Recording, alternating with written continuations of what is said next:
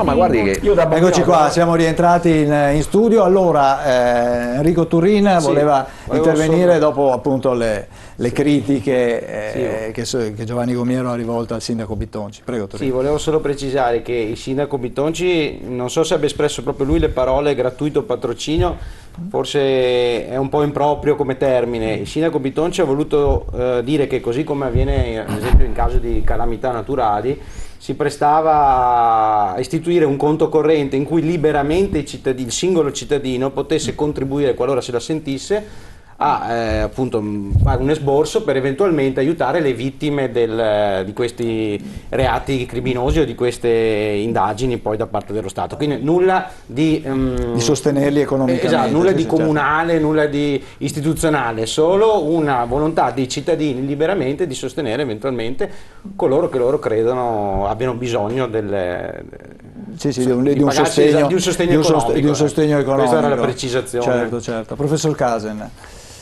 Ma l'importante è che ci sia una certezza della pena come estrema ratio, che uno si possa difendere, ma però poi... Un inasprimento delle pene secondo lei porterebbe vanno adeguate le pene, non inasprite, nel senso che dobbiamo forzare eccetera, vanno adeguate a una situazione che è diversa, soprattutto la rapidità delle cose. Allora, parliamo di un fatto successo qui dentro. Aveva un dipendente rumeno, se n'è andato, non è stato nemmeno licenziato, se n'è andato lui, poi è tornato attraverso la finestra, ha aperto una cassaforte perché pensava che nella cassaforte ci fosse chissà che. C'era solo carta, perché erano carte riservate, quindi si tenevano in cassaforte, non ha trovato niente. Forse 3 orologi dell'epoca, di chissà quando. Alla fine ha fatto più danni che altro. L'abbiamo scoperto perché ha dimenticato la giacca con il DNA. È stato arrestato, no? È successo 4 anni fa, ancora non si sa nulla. Certo.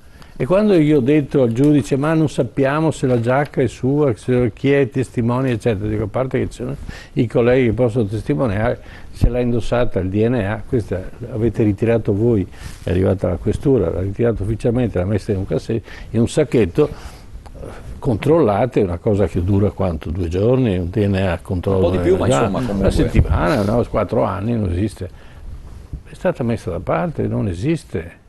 Questo può tornare in qualsiasi momento, rifare la stessa, perché era evidentemente agile, e spaccare un'altra finestra e vedere se trova qualcos'altro. Ecco. Cioè, non è possibile che noi andiamo avanti in questa maniera. C'è un meccanismo, forze dell'ordine, magistratura, carceri, che non funzionano. Allora, io dico, ci vuole una legge europea. Bisogna avere il coraggio di prendere l'Europa per quello che è e obbligarla. Non è che non dobbiamo soccombere ogni volta a tutte le iniziative, le più strampalate di questo mondo che arrivano dall'Europa e ci piovono in testa così. L'Europa deve fare una legge e dire bene, chi è stato condannato in forma definitiva viene rimandato a casa. Io credo, su internazionale cambiato, sono 8.000 i rumeni che abbiamo nelle nostre carceri, no? Vengono rimandati a casa. A scontare la pena a casa, perché la Romania è la più sicura? Perché lì, quando uno va in carcere, non è che sta bene, sta dritto, sta rovescio, sta come sta e come lo mettono. E basta. No? Soprattutto ci sta. E ci sta. E non è che lo perdonano, no, lo fa fino in fondo. Allora, li rimandiamo a casa. Seconda cosa, un'aggiunta della legge che eventualmente i giuristi qui e gli avvocati possono suggerirmi, è quella che l'aggravio, perché il reato è stato commesso in un altro Stato. Cioè, se tu vai a fare il delinquente in un altro Stato, c'è un aggravante. E allora, questi sono i deterrenti, no? Allora, se in Italia sei condannato per 3 mesi, torni a casa e ti fai 1 anno. Allora la gente incomincia a camminare dritta. Perché è inutile che si organizzino e parta l'organizzazione dalla Romania, arriva in Italia e ti fanno una strada dall'inizio alla fine. Poi, giusto, datemi torto. Sì, no, è quello che è successo nella zona di Avano e Montegrotto, che è stato poi solo girano uno la parallela, il giorno dopo si fanno la parallela. e poi tornano. Ma soprattutto... Come è successo con questo signore che è la terza volta che andavano, e probabilmente alla stessa persona, perché aveva capito com'era la strada, ma addirittura occupano, no? E non puoi nemmeno buttarli fuori, cioè c'è qualcosa che non funziona. E soprattutto lo fanno con modus operandi che è cambiato, nel senso è violento, con minaccia, cioè quindi certo. Vi è un approccio che spesso risente del fatto che questi sono gente che per esempio ha formazioni militari, ex militari del blocco sovietico o di altre realtà di questo tipo, certo. quindi di paesi d'oltrecortina, e quindi hanno una formazione anche dove l'uso dell'aggressività e della violenza è diciamo così abbastanza normale, diciamo comunque sono abituati, quindi è cambiato anche il modo di fare questa tipologia di reati che prima, insomma, voglio dire, noi definivamo bagatellari, no? Cioè il furto in appartamento spesso e volentieri era fatto da personaggi che, no? Un cacciavite, esatto, ma soprattutto che non in presenza dei proprietari e soprattutto all'arrivo dei proprietari, no? È il classico zingaro. Invece in adesso non è più così. Lo zingaro, ancorché poi risenta anche questo del fatto che reitera il reato perché non vi è certezza della pena, perché gli zingari hanno dei precedenti che sono pagine di precedenti, così come altre popolazioni, altre etnie. Esatto, il problema è che poi alla fine questi hanno un approccio che è anche violento. Ecco che allora il cittadino in questo caso lo comprendo, si trova in una situazione nella quale si sente isolato, si sente solo, si sente, soprattutto se poi alla fine non è la prima volta che gli capita, ma così come spesso capita, è l'ennesimo, il caso di Stacchio, il gioielliere, non lo assicurano nemmeno più, cioè non riesce più ad avere contratti di assicurazione perché è in difficoltà, perché effettivamente ha subito un'enormità di furti o rapine. Il benzinaio, ma che è intervenuto. Però voglio dire, il problema è che è cambiata la modalità con cui avvengono queste cose. Ecco che allora è necessario per forza di cose rivedere un sistema, perché altrimenti non ne veniamo più fuori. No, assolutamente. Non ne veniamo fuori però riducendo la presenza dello Stato, tagliando. Il progetto sta andando avanti, 300 presidi di polizia chiuderanno nelle prossime, quindi l'annunciata riforma con tagli lineari al posto di fare interventi strutturali più seri, e li abbiamo citati anche in questa trasmissione, cioè con un progetto che sia serio, non c'è, e questo è secondo me il difetto principale, perché dopo è giusto sedersi intorno alla tavola e anche decidere se a un certo momento è giusto che la gente si difenda da solo, ma questo è un passaggio a cui si può arrivare, però prima dobbiamo agire in altre sedi. Non possiamo pensare di continuare a fare carte su carte tutti i giorni e poi, questo è quello che succede nei nostri uffici di polizia, e non avere l'esito, perché questo è demoralizzante, è scoraggiante per il poliziotto, per il carabiniere, e questo è un problema serio. I numeri dicono che il 60% del personale è impegnato in questo tipo di attività, quindi a gestire la burocrazia in pratica. Ma senza un esito. Allora, come dicevo prima, se a chi va a caccia non gli dai la preda, all'investigatore non gli dai la preda, non serve, perché lo demotivi, no? E soprattutto se non vi è coerenza tra l'applicazione delle regole e le regole stesse, è chiaro che a un dato momento ci ridono in faccia, ed è quello che succede tutti i giorni, soprattutto con questi reati, perché sui reati più gravi, le rapine per esempio, no, dalle rapine in su, lì la situazione cambia un po'. La situazione cambia, ma in questi, perché è chiaro che, voglio dire, lì stiamo parlando di realtà nelle quali spesso e volentieri vanno anche a finire in galera, e qualche anno di galera se lo scontano, ma su queste cose noi assistiamo a elenchi inenarrabili di precedenti penali senza lo sconto della pena, perché c'è l'esimente di questo, l'esimente di quest'altro, l'arresti domiciliari piuttosto che altro, e alla fine tutti i meccanismi possibili e immaginabili per non andare in galera. E adesso che hanno introdotto il reato di cioè l'irrilevanza del fatto, la tenuità del fatto, 131 bis, allora si va ancora meno in carcere, anzi si ottiene una sentenza di assoluzione per tenuità del fatto. Quindi abbiamo il problema anche appunto quello del fatto che queste persone vengano effettivamente condannate. Lei cosa ne pensa dell'idea del professor Casen di, una volta condannati, mandarli nei loro paesi d'origine. Io sarei favorevole che loro ti dicono di no, che loro, soprattutto i rumeni, non vogliono tornare nel loro carcere. No, ma questo no, con la loro anche lo Stato non collabora molto. No, infatti. Anche i loro Stati non collaborano molto, questo è un problema. No, ma sarei propensa anch'io. Se c'è una legge europea, automaticamente tornano a casa. Ma non c'è problema, perché se è europea ha ragione il professore. Se è europea, automaticamente se li vengono a prendere loro con la loro macchinetta o con il loro aereo e se li portano a casa. Visto così che sono non lo Stato dove hanno compiuto il reato ha l'onere di mandarli, no, se li vengono a prendere. Allora saranno talmente arrabbiati quelli che vengono a prendere questi signori che allora ci sarà una equa pena, perché lì non scappano. E quindi forse magari appunto ci penseranno meglio prima di delinquere. Qua in Italia, soprattutto prima di venire a delinquere in un altro Stato. La differenza è questa, l'aggravante è compiere un reato in un altro Stato. Certo. Volevo far intervenire ancora l'avvocato Fratallone prima di dare la linea anche ai telespettatori che sono in attesa telefonica. Avvocato Fratallone, lei cosa pensa di questa idea di una legge europea per rispedire i delinquenti a casa loro? Sì, mi è capitato più volte, anche con l'Albania, in particolari occasioni, non posso fare i nomi anche se le cose erano sul giornale, che mi è stato detto tranquillamente: avvocato, fai tutte le difese che devi fare, io là non ci devo tornare perché mi fanno a pezzi, perché magari chi comanda è successo, è colluso con certe bande piuttosto che altre. Mi riferisco alla zona degli scafisti. Ora, volevo tornare un attimo a bomba su questo ragionamento. Bisogna evitare che il delinquente ti faccia del male, ti aggredisca. L'unico modo per farlo, al di là delle attività di contorno, è quella di prevedere nel codice una norma che consenta che quando una persona viene aggredita e reagisce, la sua aggressione deve essere considerata semplice, facilmente valutabile, perché anche il fatto che il procedimento duri poco per archiviarlo è fondamentale anche per i costi e il patimento della persona che in quella casa abitava o in quel negozio lavorava. Vi ricordo che ai sensi dell'articolo 52 del Codice Penale ci devono essere 7 elementi perché sussista la legittima difesa, e per far venire meno la proporzionalità in base alla modifica del 2006 ne devono sussistere ulteriori 7, che non sono proprio così pochi, perché quando stai dormendo di notte e senti dei rumori e cerchi di andare giù impaurito per capire se è un gatto o se c'hai dei malviventi, degli stofanti in casa, non ti metti a valutare 14 elementi.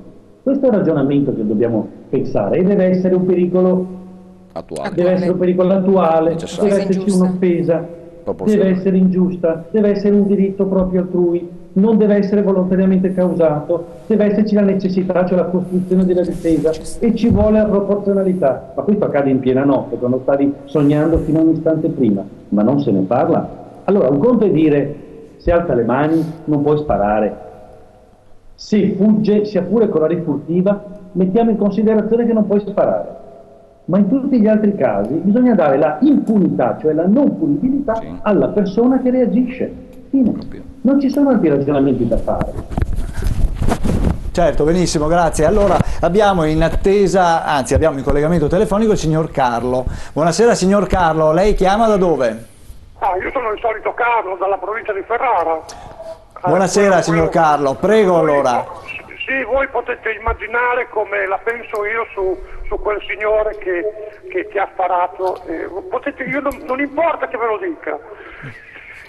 Io mi ricollego un attimo a quello che avete appena detto, che l'Europa deve fare una legge per rispedirli a casa loro, ma non a scontare la pena, ma non la faranno mai. Non la faranno mai, ce li vogliono lasciare qui. Questo qui è un paese destinato, di questo paese vogliono fare il ricambio di popolazione, l'avete capito o no questo? Siamo destinati a scomparire, insomma. Sì, gli italiani sì. Questo qui è un paese destinato ad essere prima di tutto islamizzato probabilmente. E poi vogliono fare un ricambio di popolazione. Il professor Casem ride, ma ce ne accorgeremo fra qualche anno di quello che ci faranno. L'hanno detto una onorevole di destra, l'ha detto anche per TV, quindi non lo dico solo io questo, professor Casne, non lo dico solo io questo, quindi questo qui è il risultato di questa immigrazione maledetta che ci hanno appioppato addosso. Economia, sicurezza, tutto, ci stanno prendendo l'Italia, rendetevene conto. Grazie signor Carlo. Grazie, buona serata e grazie dell'intervento. Abbiamo anche il signor Silvio adesso. Signor Silvio, lei da dove chiama? Da Rovigo, buonasera. Prego, signor Silvio. Senta, noi lasciamo un minuto perché, senza interrompermi, perché ho un filo e non sono abituato a parlare tanto. Vada tranquillo, non c'è problema. Ecco, a me mi sembra di vivere in un mondo alla rovescia, hai capito? Perché vede, abbiamo associazioni non toccate Caino, no? Abbiamo gente che nel suo lavoro fanno i rapinatori, i delinquenti, no? E siamo assenti, lo Stato è assente in assoluto. Allora io chiedo, voi fate i commentatori giustamente, no? Ma non vi rendete conto che se un operaio sano lavora per riuscire a tirare fuori il mese perché abbiamo l'acqua alla gola in tutte le maniere, alle 3 di notte si presenta uno in camera tua con una torcia, ma vi siete mai domandati che emozione prova quel signore? Ma lo sapete che in quell'attimo cosa le passa per la testa? Ci sono bambini in casa, ci sono anziani e ogni giorno la televisione uccidono, massacrano di botte le anziane, uccidono dei bambini, fanno quello che vogliono, no? E lo Stato li prendono, dopo 2 giorni te li trovi di nuovo in casa, che rubano, no? Io spero solo in questo mondo bastardo, perché bisogna chiamarlo così ormai, no? Io spero solo che questa difesa, la legittima difesa, venga allargata in modo che i signori rapinatori che entrano in una casa, no, possono uscire anche loro con un bel vestito di legno, ha capito? Perché non ne possiamo più. Andiamo per la strada e vediamo tutta gente che si droga. Siamo stanchi. E questo grazie a un'emigrazione anche, e non è colpa di quelli profughi che furono una guerra, ma tutti quelli che entrano poi in questo paese rumeni, tutta quella malavita che dalle sue parti le tagliano le gambe se fanno i cazzi, li abbiamo qui in Italia perché c'è una legge che li protegge, hai capito? E siamo stanchi. Buonasera e grazie. Grazie a lei signor Silvio. Ecco, non so se abbiamo altri telespettatori in linea, so che li stiamo ricontattando. Pronto? No, mi dicono ancora no. Allora andiamo avanti, allora rispondiamo un pochino a questi 2 telespettatori. Professor Casen. Sì, il mio sorriso non era per confutare quello che stava dicendo, anzi dico che parlare di questi temi e indirizzare la gente a essere visibile e sentire le loro opinioni è una cosa fondamentale, perché sennò la politica non si sveglia. La politica è fuori dall'Italia, è su un pianeta completamente diverso e non si cala sulla realtà. Allora, quello che vuol dire calare sulla realtà è quella della riforma della giustizia, ma una giustizia reale, applicabile, non un adeguamento delle pene a quello che sono effettivamente gli effetti che la giustizia deve dare per poter poi gestire il territorio. La pena non è finalizzata al singolo, ma è anche un esempio per tutti gli altri. Bisogna che gli altri capiscano che se fanno la stessa cosa incorrono nelle stesse pene e quindi diventa un esempio, se no diventa una giustizia astratta e diventa una giustizia impossibile. Mi pare che l'avvocato dice che non ho ragione. Fratellone, vedo che alza il dito, prego. Grazie, non è che non ha ragione, ce n'ha troppa. Ringrazio l'editore per lo spunto, però il punto è questo. Nel momento in cui tutte le forze politiche non vogliono fare amnistie, non vogliono fare indulti, siamo passati anche attraverso l'indultino che non esiste nella nostra Costituzione. E poi che cosa fanno per svuotare un po' le carceri e per fare provvedimenti di questo tipo? Anziché eliminare e dire che certe fattispecie non sono reato, sono soltanto un illecito amministrativo, i tribunali sono pieni di guide in stato di ebbrezza di persone che non hanno fatto incidenti. È una realtà. Ci sono migliaia di processi che intasano quello dei rapinatori e quello dei pedofili, perché questa è la realtà. Anziché fare queste cose, hanno fatto un'amnistia mascherata, quella a cui si riferiva il sindaco, mio collega, cioè quella per cui da aprile, nei primi giorni di aprile, in base all'articolo 131 bis del nostro codice penale, tutti i reati fino a 5 anni, di fatto, in base a una valutazione che fa il giudice volta per volta, vedono il reo non punibile. O vengono archiviati in fase di indagini preliminari o vengono archiviati all'inizio del dibattimento o alla conclusione. Combattiamo il Questa crimine è la così. realtà. È un'amnistia mascherata per cui di fatto per milioni di processi commessi non si va più alla sbarra, e se ci si va la sbarra si alza, il semaforo diventa verde e il reo esce. Questo non è un sistema che dà certezza della pena, ma questa legge è in vigore per tutta Italia dai primi giorni di aprile. Benissimo, grazie, grazie. Volevi aggiungere qualcosa? Sì, perché abbiamo un telespettatore, abbiamo Franco in attesa. Quello che sta dicendo l'avvocato è la realtà, ma però è da qui che bisogna che mettiamo le mani. Certo. Cioè dobbiamo partire da qui, perché non posso pensare di educare mio figlio se le regole che dico che ci sono poi alla fine non le applico. Non le applico, certo. Luciana Malfatti, voleva aggiungere qualcosa? No, ha già detto il collega. Bene, allora abbiamo il signor Franco in attesa. Buonasera signor Franco, lei chiama da dove? Chiamo da Boara Pisani. Prego. Buonasera. Buonasera a lei. Allora, io ho molti anni, ne ho 73 di anni. Conosco le armi e sono anche un cacciatore. Le so usare e le conosco molto bene. Mi permetto di dire, in base a quello che siamo venuti a conoscenza, nel fatto specifico di Milano, da quel che emerge, sembrerebbe che il signore abbia sparato da una posizione alta rispetto al delinquente, che era in una posizione più in giù. Quindi, meno male, in una posizione privilegiata e prevalente. Allora, viviamo in un mondo dove dei politici fanno la coda davanti alla casa di queste persone che sono state chiamate a vivere un dramma, anche perché esasperati naturalmente, ma anche spinti quasi in qualche modo da una becera politica fatta solo per abbassare e recuperare qualche voto, quando nel caso specifico, le assicuro, signor professore, parlo con quel nobile signore con la barba, glielo dico il professor Case, nel nostro editore, sì.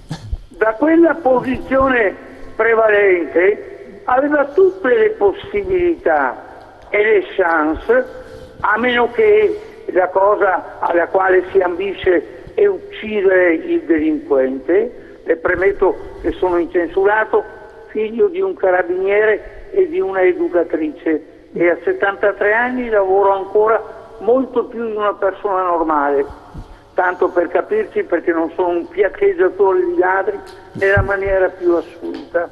Aveva tutte le chance e le possibilità di sparare un colpo in aria, e sparando un colpo in aria è capace che il delinquente, ribadisco delinquente, desistesse e se ne andasse, nel caso che avesse intenzioni omicide. Era sempre pur nella condizione di reagire e di poter infierire su quel cialtrone e su quel delinquente. Ma siamo arrivati a questo punto che si passa a questo momento di intimidazione e di cercare di evitare la tragedia, che pur sempre è una tragedia, certo, perché siamo arrivati a queste condizioni dove si dice meno male, uno di meno, e sotto un altro ammazzeremo anche quello. Non mi pare che sia una politica da civiltà moderna e proiettata nel futuro. Buonasera. Grazie al signor Franco. E ancora un altro telespettatore, il signor Albano. Buonasera signor Albano, lei chiama da dove? Sì, buonasera, chiamo da Verona. Buonasera signor Albano, prego. Sarò semplicissimo e molto stringato. Bravo. La questione è questa: noi che delinquenti in Italia ne avevamo già tanti senza importarne altri, primo punto. Secondo punto, purtroppo, io dico purtroppo, sia i magistrati che i politici, le loro case non vengono mai toccate da questi delinquenti. Bisognerebbe augurarsi che qualche figlia loro, qualche loro moglie venisse violentata, stuprata, che la casa gli venisse devastata. Forse no, capita anche a loro comunque, signor Albano, capita anche a loro. No, a loro non capita niente perché sono protetti dalla polizia che paghiamo noi con le nostre tasse. Quindi se loro venissero colpiti, come vengono colpiti tutti i cittadini, probabilmente farebbero molto presto o a modificare le leggi o a applicarle fino in fondo. Certo. Ultimo punto, tutta questa immigrazione, questo buonismo di sinistra, diciamo, allora io dico, io non sono buono, ma se voi siete buoni, dimostratemi, siete 3 milioni e mezzo di tesserati del Partito Democratico, ex comunisti e via dicendo. Ognuno di voi se ne porta a casa uno, se lo mantiene a proprie spese, e allora posso dire, sì, ti ammiro perché veramente sei buono, ma sono solo dei falsi farisei, vogliono importare e dire che sono buoni, e dobbiamo pagare noi tutta la comunità. Questo è il problema. Chiaro che tra di loro ce ne sono tantissimi di buoni, non dico di no, perché io ho conosciuto ad esempio un romeno di una correttezza, di una posatezza eccezionale, che neanche uno di noi l'ho mai conosciuto così. Però le mosche bianche, appunto perché sono bianche e sono molto rare, la maggior parte purtroppo delinquono, a volte perché già arrivano qua sono già delinquenti in origine, e dopo a volte sono anche costretti perché il lavoro non ce n'è, finito il biennio che vengono pagati e mantenuti dal nostro Stato, cosa fanno? Cioè, quando hai la pancia vuota a un certo punto sei anche costretto ad andare a rubare, a fare qualcosa. Questo è il problema. Certo, benissimo. Okay. Grazie. Buonasera, grazie. Grazie, buona serata a lei. Allora andiamo un attimo in pubblicità e poi rientriamo per l'ultimo quarto d'ora di trasmissione, così abbiamo modo di commentare le voci che abbiamo sentito dai telespettatori. Mi scuso con quelli che sono prenotati, ma non riusciremo ad ascoltarli tutti chiaramente. Bene, a tra poco, dopo la pubblicità.